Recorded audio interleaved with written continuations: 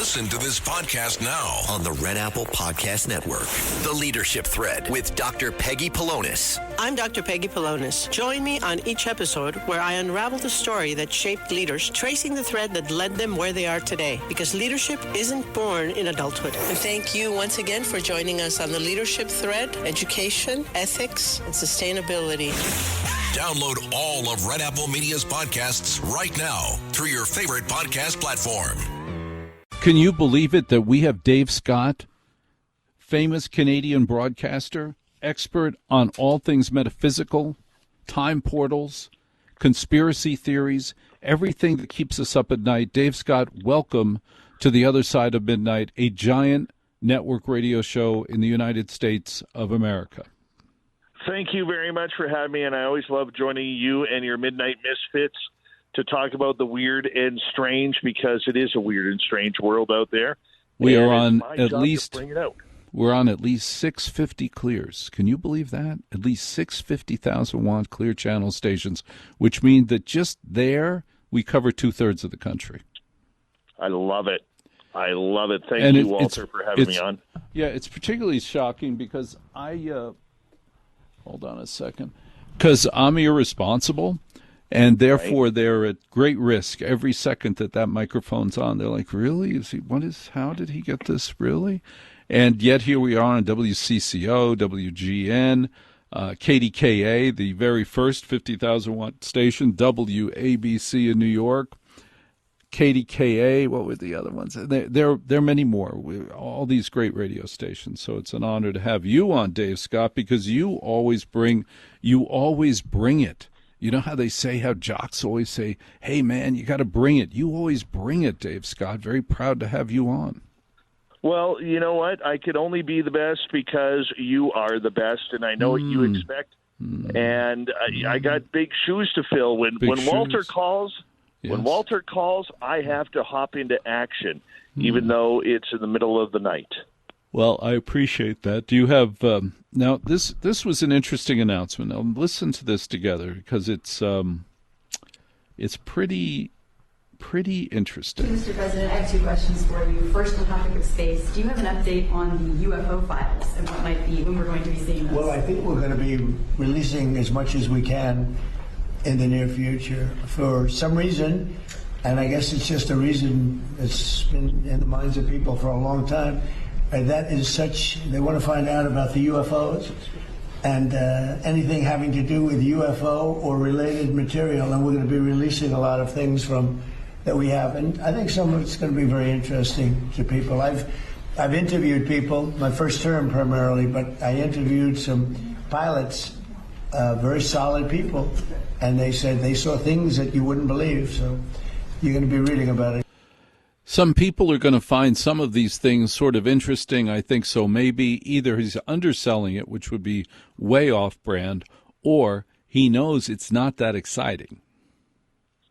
Well, I think they're going to make it not exciting. You know, the UFO world is going to be excited about anything that comes out.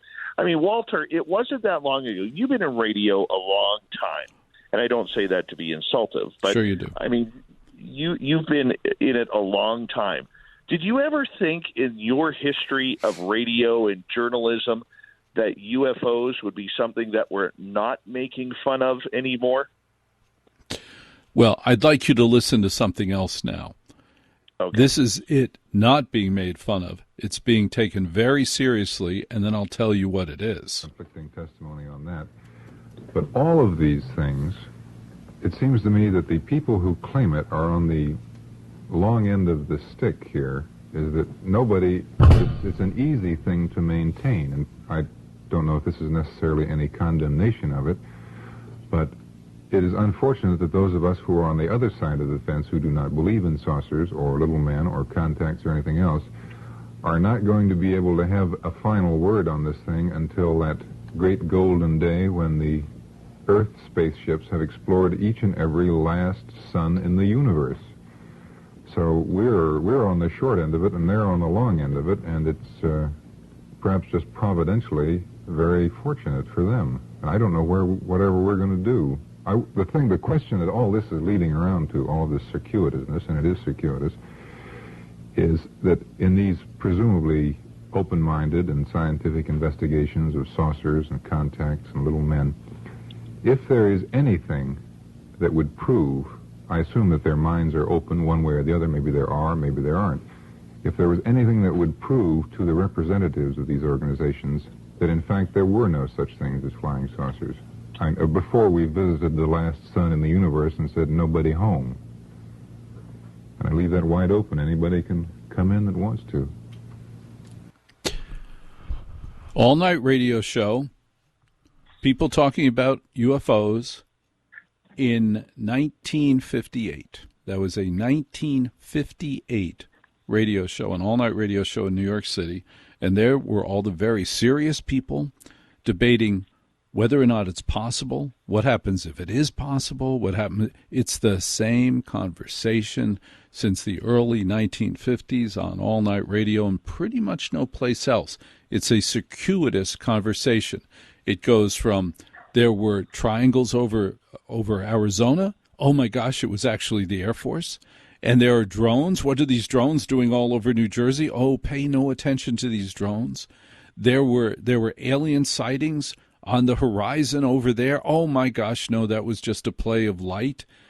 And it's the same conversation year after year after year. And the reason it's the same conversation is because there are pieces of facts, little tiny pieces of facts, giant holes that need to be filled in, and our brains suffer from psychological dissonance. When there's a hole in an argument, we keep wanting to fill it with our imaginations. Well, it's proving that it's not an imaginary thing anymore.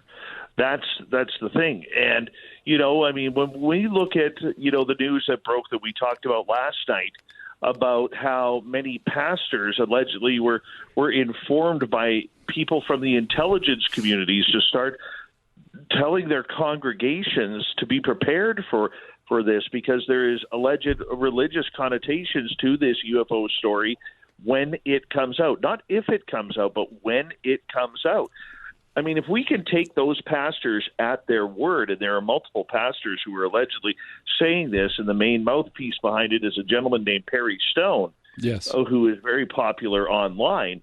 I mean, we have to look at this and say, okay, what are they preparing us for?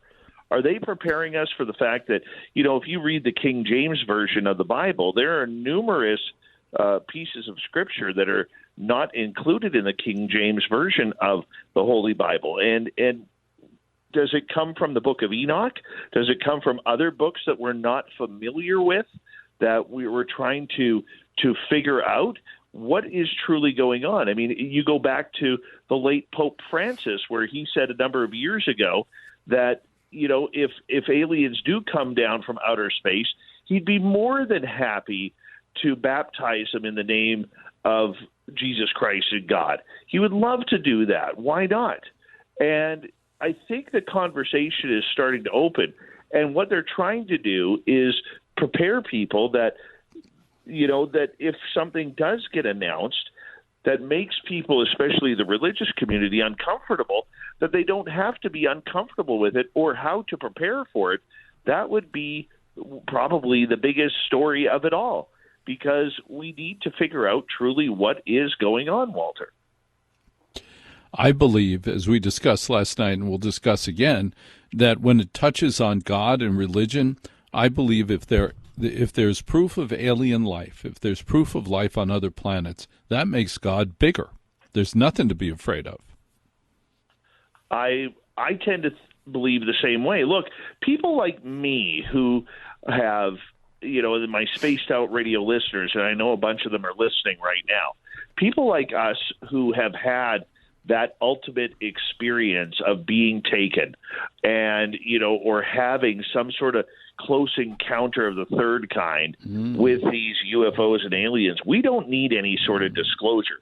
We know what they're about. We know what they are doing to us. We know that sometimes it's good, sometimes it's not so good and not so pleasant.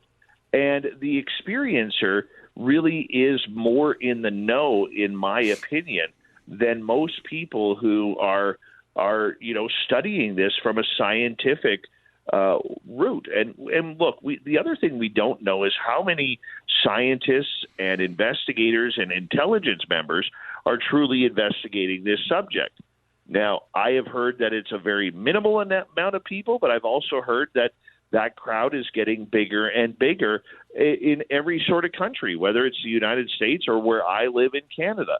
So how is that going to play out? Why are they preparing people? And now Kash Patel has come out and says the files are ready to be released. So we're going to see truly what comes out on aliens.gov, and hopefully it's soon. There is still no official release date of these topics, but we can only assume that they are getting prepared to release them ASAP. Dave Scott, Spaced Out Radio.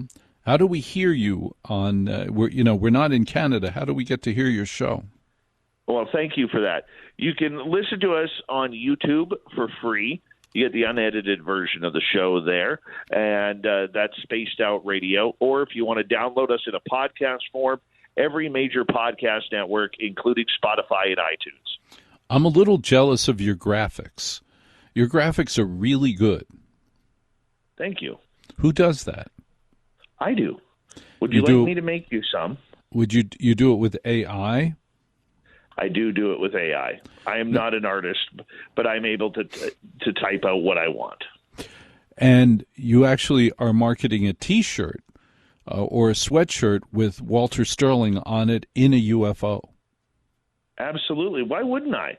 You are the king of the night, so I need to make sure that there is a T-shirt of you flying a UFO, you looking absolutely brilliant and brazen as you cut through the skies at night for the Midnight Misfits, and it would do them well. You can find it at spacedoutradio.com/shop.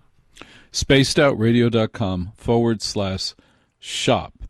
Dave Scott, thank you very much for being on the other side of midnight with Walter Sterling. 77 WABC and Bergen Newbridge Medical Center honor the life of legendary broadcaster and our friend, Ernie Anastas. Hi, it's Ernie Anastas. You know, your thoughts can affect how you feel. Bergen Newbridge Medical Center is the largest hospital in New Jersey, providing comprehensive, equitable, compassionate, and high-quality emergency inpatient and outpatient medical care, plus mental health services and substance use disorder treatment. The Bergen Newbridge team can address your total health needs in one convenient location. Call 201-225-7130 for an appointment or newbridgehealth.org.